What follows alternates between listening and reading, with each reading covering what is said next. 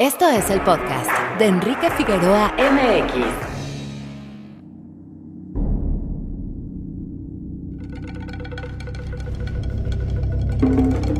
Y aquí, oye, ichate ahora sape papapunda. Tumahama, sao te cosa, chichungosa, apayo.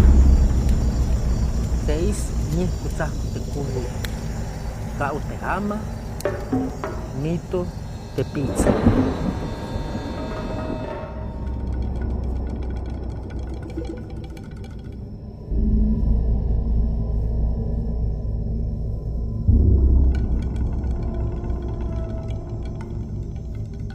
Maua, madumet stame. Hika tiek mumu tsu yahoba hinda de nera. De do este nyera nyumu huche oyo ista teyi. Kaya wisam, ista wisma teyi. Ita yaki yaku yom. Te shoda gena sa tire ma zaki.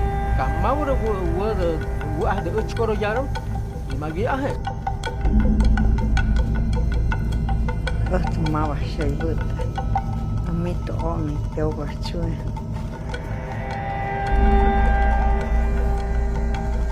Mito no teu. Te chue makayate, sitzungota kunagote. Makabotu kit mawyan ya que no abure.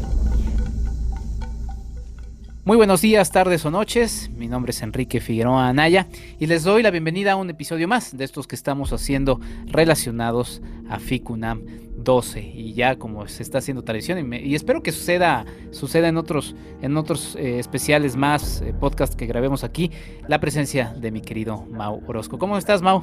Hola Enrique, un gustazo volver a compartir espacio contigo y pues ahí vamos, sigue FICUNAM, todavía hay muchas cosas buenas que ver.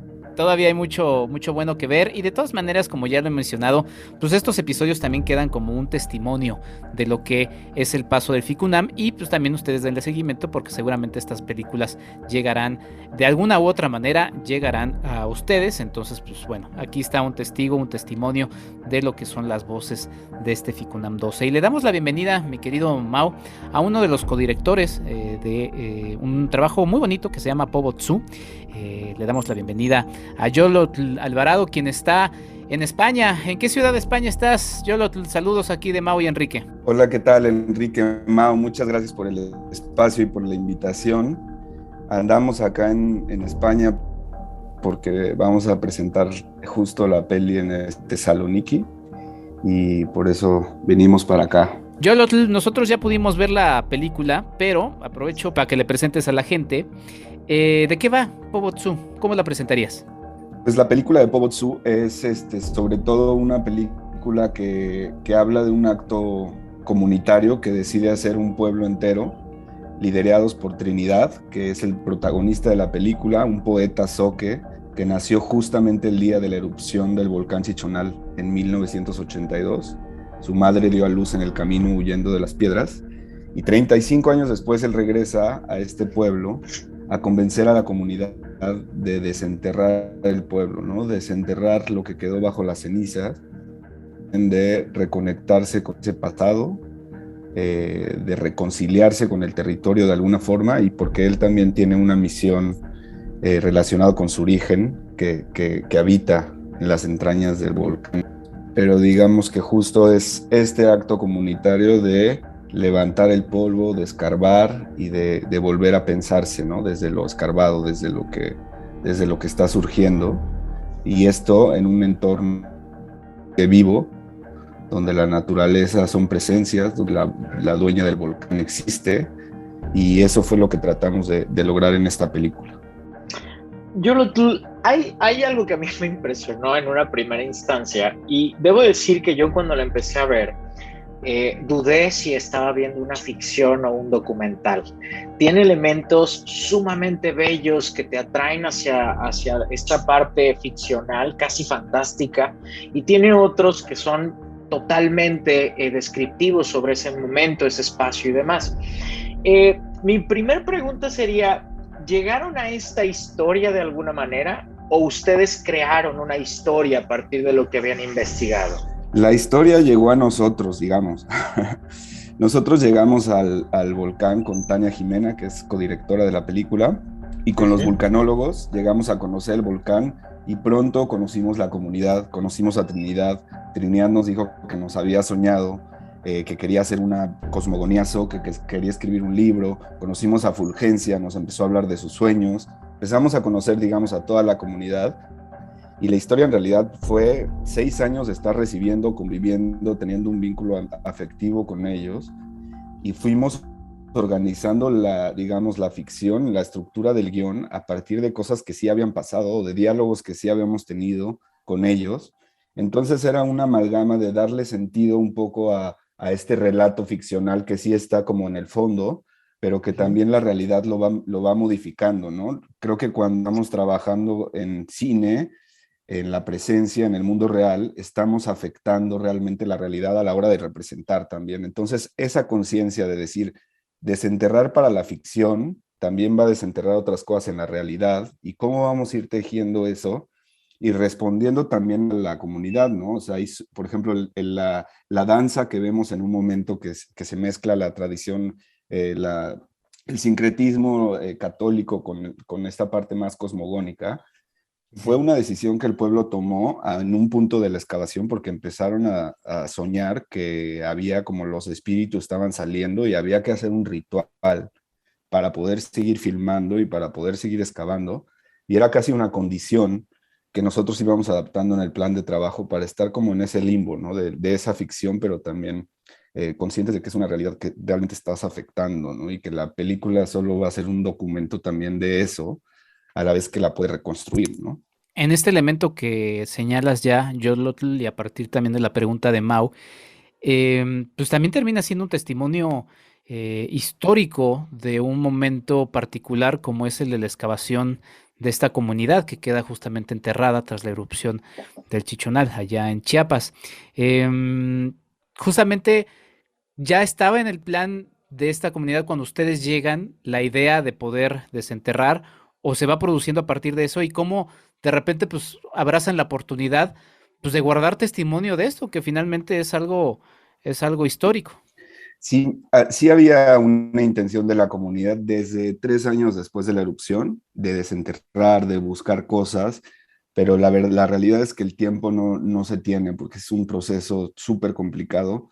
Nosotros trabajaron como, toda la comunidad trabajó como 40 personas de excavadores y pues realmente necesitas mucho tiempo para lograr algo así. Entonces era un deseo que tenían, pero digamos que la ficción permitió que sucediera, ¿no? Y activar esa realidad de alguna forma. Pero sí hubo un punto la historia es muy compleja, muy grande, la cosmogonía Zoque también. Hubo un punto en el que Tania y yo decidimos centrarnos en la excavación como el eje de todo, ¿no? Que fuera el centro de la película y que realmente pues es el que te cuenta todas las capas que hay de historia, de pasado, de presente, ¿no? De cosmogonía. Toda esta dimensión está sintetizada en la imagen de una excavación, ¿no? Y de una iglesia saliendo de esta excavación. Entonces fue en ese momento que decidimos centrarnos en eso porque también era, digamos, la acción comunitaria más importante. Mucho de la película está armado con acciones, ¿no? Que vienen más desde el performance, desde las artes visuales, que decíamos, vamos a caminar con ellos después de 30 y tantos años, volver al cráter que ya ellos no habían vuelto, ¿no? Vamos a ver qué pasa si hacemos eso. Entonces eran detonantes que nos iban arrojando también sentido y imágenes a partir como de acciones muy específicas.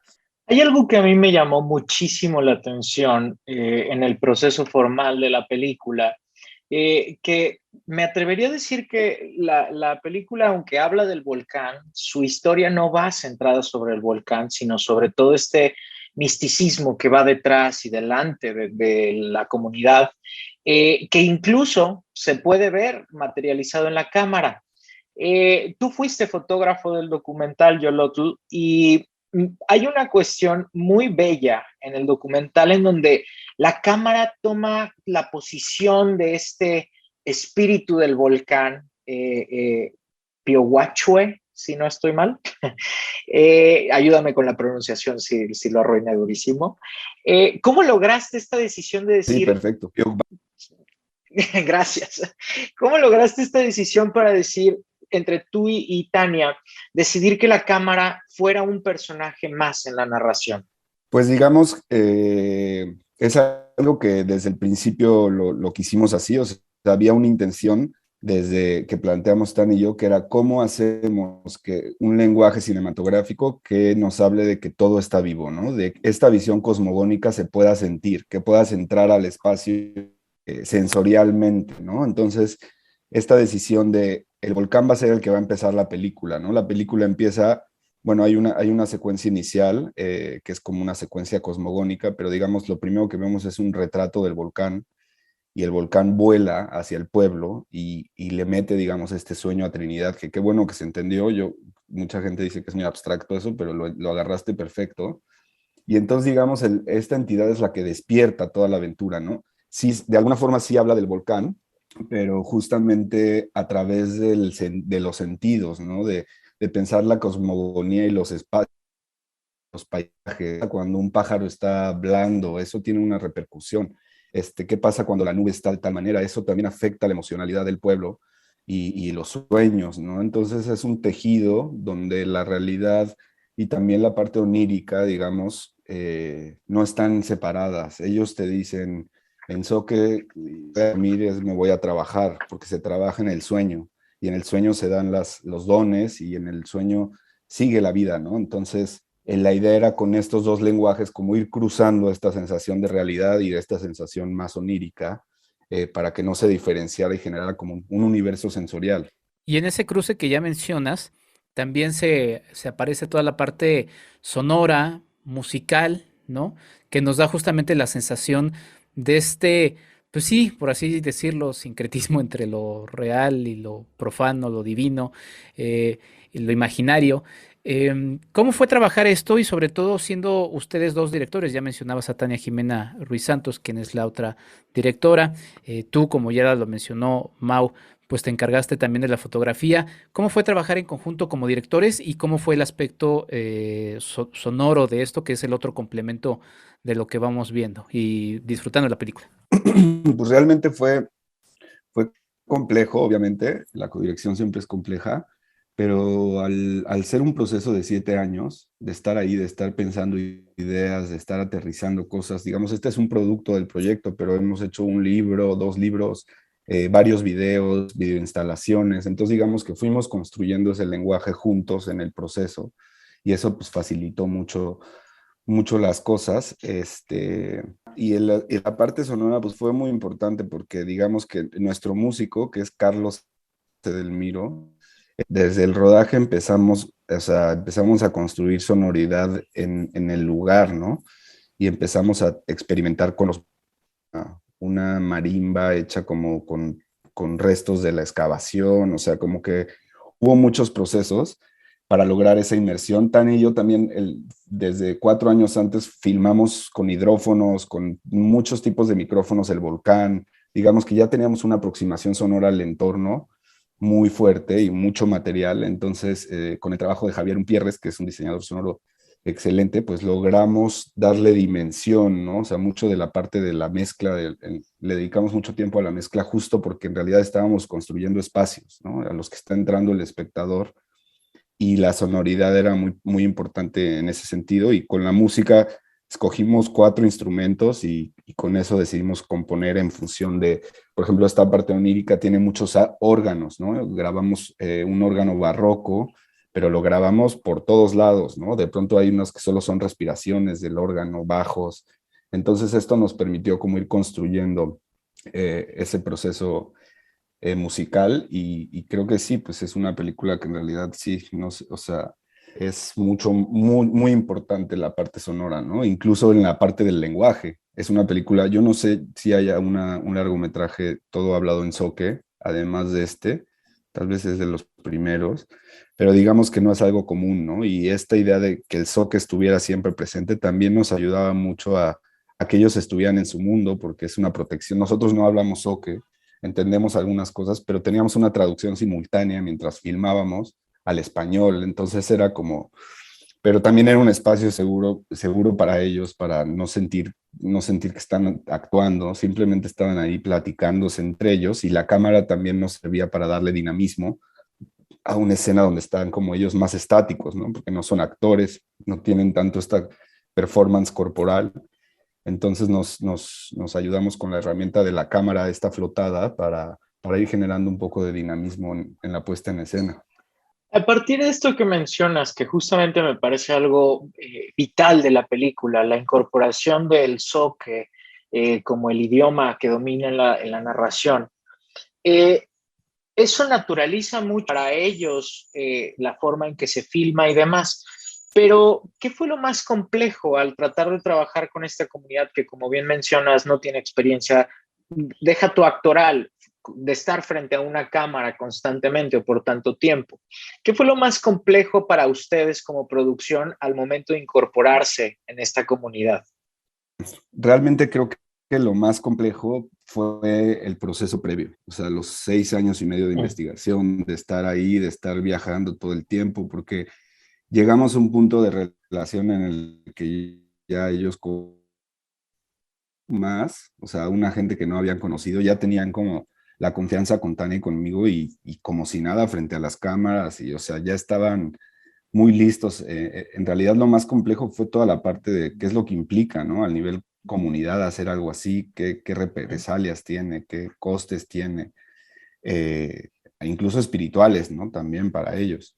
Pero justamente el reto era como lograr hacer este ejercicio común, donde no fuera una representación de unos externos que se imaginan el mundo soque de esta manera, sino que realmente lo fuimos construyendo juntos, ¿no? Muchas de las imágenes vienen de las poesías de Trinidad, que publicamos un libro, Aquí es mi corazón, que es como del Popol Vuh de los oques, que no existía, pero digamos, él recopiló toda la cosmogonía.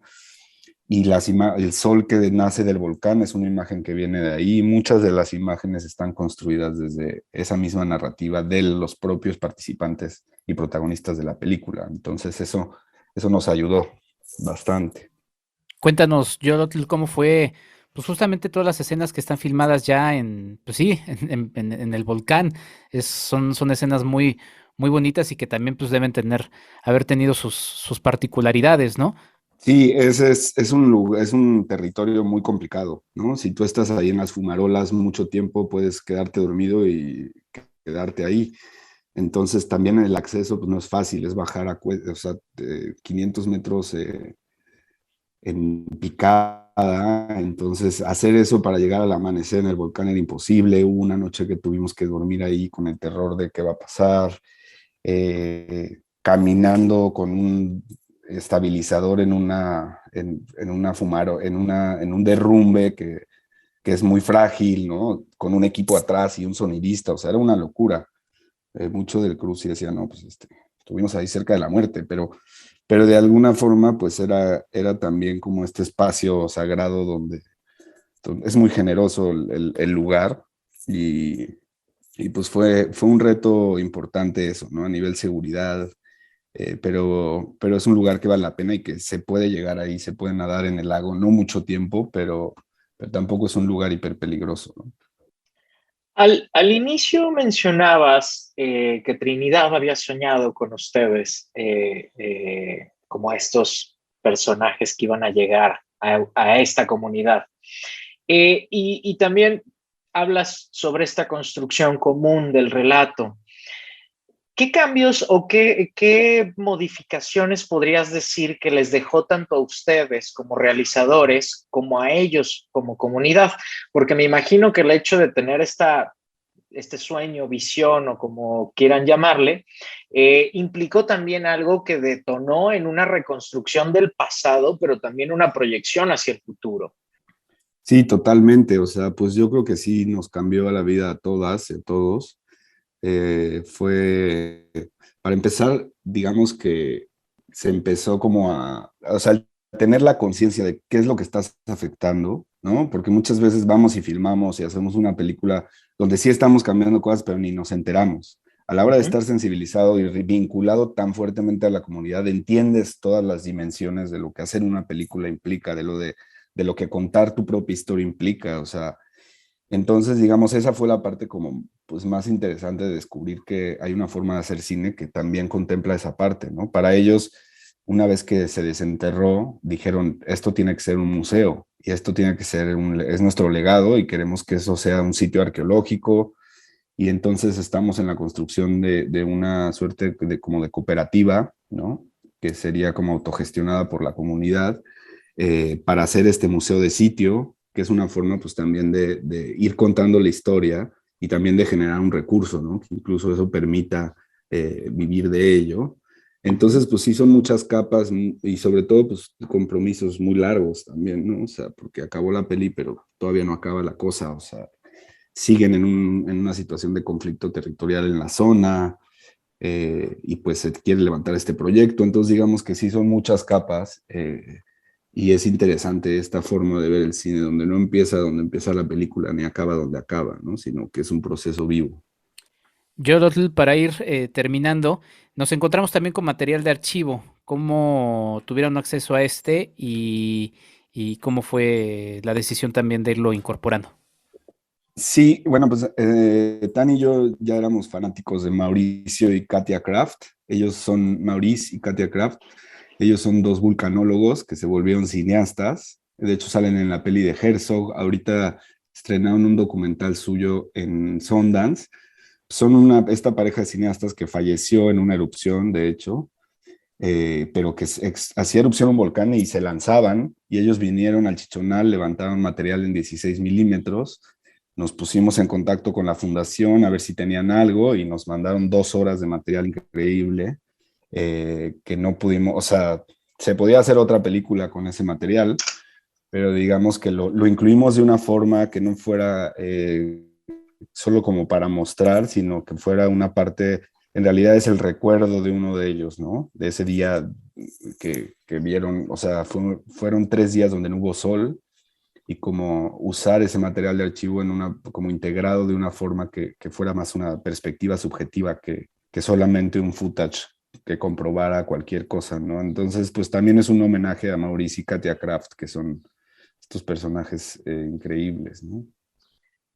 Yo honestamente creo que más que una pregunta más, me gustaría felicitarte, mandarle mis felicitaciones a Tania. Creo que es una película muy bien realizada en muchos sentidos. La forma en cómo generan esta visión a partir del desastre y la forma en cómo se remodela la historia de esta comunidad a partir de ese registro, como bien mencionaba Enrique, histórico incluso del resurgimiento del Guayabal, ahora el nuevo Guayabal. Es algo que de repente se siente inesperado también en el cine mexicano porque no estamos acostumbrados a este tipo de narrativas, y honestamente es una película que llena en todos los sentidos, te transporta a una narración, te lleva a un espacio como si estuvieras presente, pero también te manda como a este casi intangibilidad que el propio lenguaje cinematográfico hace. Muchas gracias y no sé si Enrique tenga otra pregunta todavía. Pues la verdad es que muchas, pero vamos a dejar a que la gente vea Pobotsu, que es un trabajo, la verdad, como ya lo marcamos, mi querido Mau, la verdad, muy interesante, muy lindo también de ver, de escuchar, de dejarse llevar también por esta, pues sí, viaje entre lo real y lo no real, o sí, o viceversa, ¿no? Como ustedes gusten verlo.